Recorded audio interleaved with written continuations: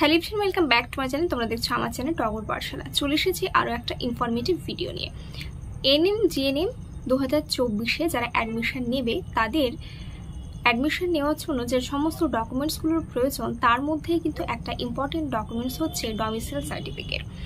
এই যে domicile certificate, এই ডমিসাইল সার্টিফিকেটটা মানেই প্রোফর্মা A1 না প্রোফর্মা A2, তোমরা এটা প্রশ্ন করেছো। প্লাস আরেকটা কোশ্চেন করেছো যে এই ডমিসাইল সার্টিফিকেটটা কোথা থেকে তোমরা ডাউনলোড করবে, কোনো ওয়েবসাইট থেকে নাকি কলেজ থেকে দেওয়া হবে।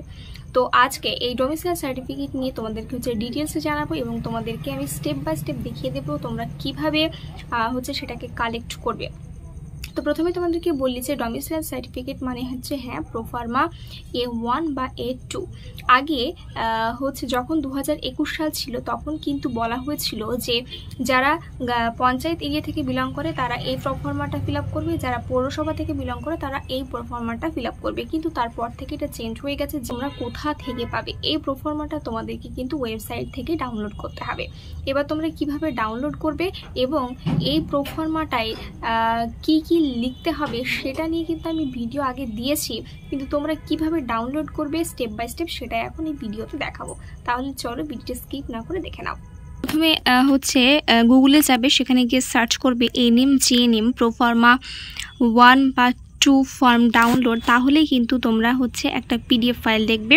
তো সেখানে যাবে, সেখানে গিয়ে তোমরা পিডিএফটাকে ডাউনলোড করবে। ডাউনলোড করার পর তোমরা দেখতে পারবে এরকম একটা ফর্ম। তো এটা প্রোফর্মা A1। এটা কারা করতে পারবে? এটা তুমি পঞ্চায়েত থেকে বিলং করলে বা পৌরসভা থেকে বিলং করলে তুমি এই ফর্মটাকে ফিল আপ করতে পারো, ঠিক আছে, কোনো অসুবিধা নেই। তবে তোমাকে মাথায় রাখতে হবে তুমি যাতে 2023 সালের ডিসেম্বর মাসের 31 তারিখে তোমাকে স্টেটের মানে ওয়েস্ট বেঙ্গলের 10 বছরের স্থায়ী বাসিন্দা হতে হবে। ওকে, তারপরে এখানে কী কী লিখতে হবে দেখো। সার্টিফাইড দ্যাট, এখানে তোমার নাম, তারপরে কলামে তোমার বাবার নাম, তারপরে দেখো ভিলেজ লিখবে, স্ট্রিট লিখবে, post office, police station, district লিখবে। ওকে, তারপরে এখানে চলে আসো নিচের দিকে দেখো ক্যান্ডিডেটস ফটোগ্রাফ, এখানে তোমার ফটো লাগবে। ফটো দেওয়ার পর তুমি দেখতে পাচ্ছ দেখো ডান সাইডে candidate must sign here in front of the certifying authority. তাহলে এখানে তোমাকে সাইন করতে হবে। ওকে, আর এই যে তুমি ক্যান্ডিডেট ফটো যেখানে লাগাবে সেখানে তুমি যে অথরিটিকে দিয়ে সাইন করাবে তিনি সেই ফটোর উপরে সাইন এবং স্ট্যাম্প লাগিয়ে দেবে, ঠিক আছে। আর নিচে তুমি একটু নিচে দেখতে পাবে যে তুমি যে অথরিটির সাইন করাতে চাবে সেখানে উনি এই পোর্শনটা কিন্তু ফিল আপ করবে। এরপরে চলে আসি A2 কারা ফিল আপ করতে পারবে? ধরো যারা কেবল 12 পাস করলো, 12 পাস করার পরেই 2024-এ অ্যাডমিশন নেবে, মানে 2023-এ তারা পাস করেছে এবং 2024-এ তোমরা এনএম বা জিএনএমে অ্যাডমিশন নেবে, তারাই শুধুমাত্র এই প্রোফর্মা A2 ফর্মটা ফিল আপ করতে পারবে। এবং এই ফর্মটা কার দ্বারা সাইন করাবে? এই ফর্মটা তুমি যে স্কুল থেকে পাস আউট হয়ে এলে 12-এ সেই স্কুলের হেড টিচারের সাইন কিন্তু এই প্রোফর্মা A2-তে করতে হবে। ওকে, আর অন্য যারা রয়েছে এখানে দেখো বলা আছে প্রোফর্মা বিতে residential domicile certificate for candidate not residing in the state of West Bengal but whose parents is a permanent resident of West Bengal having their permanent home address within West Bengal. কী বলেছে? কেউ যদি সে ওয়েস্ট বেঙ্গলের রেসিডেন্ট নাও হয়ে থাকে কিন্তু তার বাবা বা মা যে কোনো একজন যদি ওয়েস্ট বেঙ্গলে তার পারমানেন্ট একটা হোম অ্যাড্রেস থাকে তাহলেই সে কিন্তু এই ফর্মটা ফিল আপ করতে পারবে, ঠিক আছে। এবং তোমরা দেখে নাও এখানে কি লেখা আছে। দেখো উপরের পোর্শনটা তো সেম প্রত্যেকটা প্রোফর্মার ক্ষেত্রে। তারপরে এখানে দেখো নিচে ক্যান্ডিডেটস ফটোগ্রাফ লাগবে, পাশে তার ফাদার বা মাদারের যে কোনো একজনের ফটোগ্রাফি লাগবে। আর ডান সাইডে দেখো তোমার বাবা বা মা যে কোনো একজন সাইন, তোমার নিজের সাইন, আর যে অথরিটির দ্বারা তুমি সাইন করবে এখানে তিনি সাইন সিল সব কিছুটাই কিন্তু তিনি করে দেবেন। তো ডিটেলসে এই জিনিসটা তোমাদেরকে বলা হলো। এবার দেখো এখানে তোমরা একটু ভালো করে খেয়াল করে দেখবে যে প্রোফর্মা A1 বা প্রোফর্মা B বা প্রোফর্মা A2 কার দ্বারা তোমরা সাইন করাতে পারবে।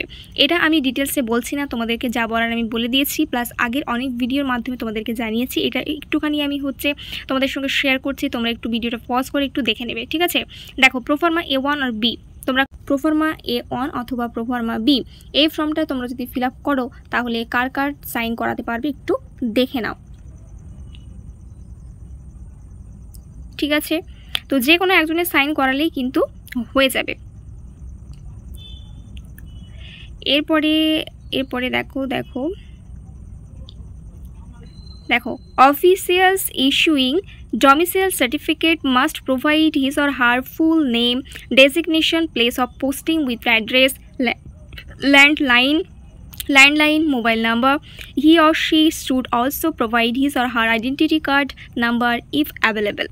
Note দেখো, domicile certificate issued by any elected people's representative such as municipal councillor of municipal corporation or municipality, panchayat system or GTA or MLA or MP are not acceptable. এটা কিন্তু মাথায় রাখতে হবে। এই পয়েন্টটা কিন্তু খুব খুব খুব ইম্পর্টেন্ট যে তোমরা কার কার সাইন করালে সেটা ইস্যু হবে না। দেখো, proforma A2 must be signed and certified by the head of the institution from which the candidate has passed or will appear in 10+2 examination. Such certificate must be issued after verification of the school education record of the candidate. তো তোমাদেরকে যে বিষয়টা আমি একটু আগে বললাম যে proforma A1, proforma B অথবা proforma A2 কারা অ্যাপ্লাই করতে পারবে এবং কার সাইন করাতে পারবে সেটা দেখে নিলে। যদি ভিডিওটি হেল্পফুল মনে হয় তাহলে অবশ্যই বন্ধুদের সঙ্গে ভিডিওটি শেয়ার করে দিও। Thank you so much for watching this video.